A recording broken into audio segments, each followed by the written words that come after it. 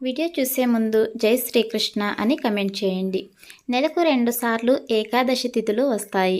అలా చైత్రమాసంలో వచ్చే మొదటి ఏకాదశిని కామద ఏకాదశి అంటారు. కొన్నిసార్లు దీన్ని చైత్ర శుక్ల ఏకాదశి అని కూడా పిలుస్తారు. ఏకాదశి విష్ణుమూర్తికి అంకితం చేసే రోజు. అందుకే ఈ ప్రత్యేకత. ఈ రోజు ఉపవాసం ఉండి విష్ణుమూర్తిని పూజించడం వల్ల అన్ని సమస్యలు తొలగిపోతాయని భక్తుల విశ్వాసం. కామద ఏకాదశి వ్రతం ఆచరించిన వాళ్ళు పుణ్యాన్ని పొందుతారు. శాపాలు పాపాల నుంచి విముక్తి కలుగుతుంది. ఈరోజు ఉపవాసం ఉంటే బ్రాహ్మణ హత్య వంటి మహాపాతకాల నుంచి క్షమాపణ లభిస్తుంది. అలాగే కామద ఏకాదశి వ్రతం ఆచరించిన వారికి సంతానం కలుగుతుందని భక్తుల విశ్వాసం. ఈరోజు ఉపవాసం ఉండి పూజ చేయడం వల్ల మోక్షం లభించి వైకుంఠానికి చేరుకుంటారని నమ్ముతారు. ఈ ఏడాది కామద ఏకాదశి ఏప్రిల్ 19న జరుపుకుంటున్నారు.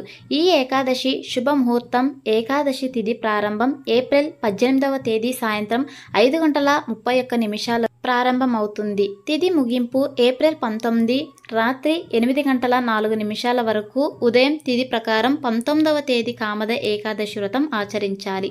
కామద ఏకాదశి రోజు కొన్ని చర్యలు ఆచరించడం వల్ల జీవితంలోని దేనికి లోటు ఉండదు. సమస్యలన్నీ తొలగిపోతాయి. కామద ఏకాదశి రోజు తప్పనిసరిగా విష్ణుమూర్తిని ఆరాధిస్తారు. అలాగే శమి మొక్కను పూజించాలి. పిండి దీపం వెలిగించి అందులో కర్పూరం, పసుపు వేయాలి. ఇలా చేయడం వల్ల ఎంతో కాలంగా నిలిచిపోయిన ధనం తిరిగి మీ చేతికి అందుతుంది. గ్రహాల శుభ ప్రభావం మీ మీద ఉంటుంది. ఏకాదశి రోజు పవిత్ర నది స్నానం ఆచరించడం ఎంతో ముఖ్యం. లేదంటే గంగా జలాన్ని స్నానం చేసే నీటిలో కలుపుకొని చేయాలి. పితృదేవతలను స్మరించుకుంటూ వారికి తర్పణాలు, నైవేద్యాలు సమర్పించాలి. ఇలా చేయడం వల్ల వారి ఆశీస్సులు మీకు లభిస్తాయి. పూర్వీకుల దోషాలు ఏమన్నా ఉంటే అవి తొలగిపోతాయి. మీ మనసులోని కోరికలు నెరవేరాలని అనుకున్నట్లయితే కామద ఏకాదశి నాడు ఓం నమో భగవతే వాసుదేవాయ నమః అని జపించాలి. తులసి కోట ముందు నెయ్యి దీపం వెలిగించాలి.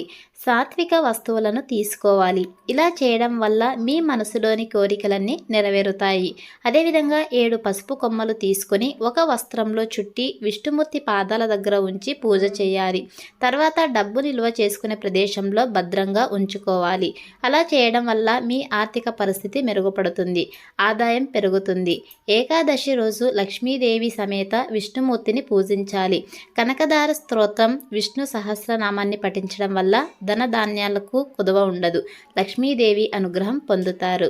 ఇది ఫ్రెండ్స్ ఇవాల్టి వీడియో. మరిన్ని ఇలాంటి వీడియోస్ కోసం మన ఛానల్ని సబ్స్క్రైబ్ చేసుకోండి. Thanks for watching.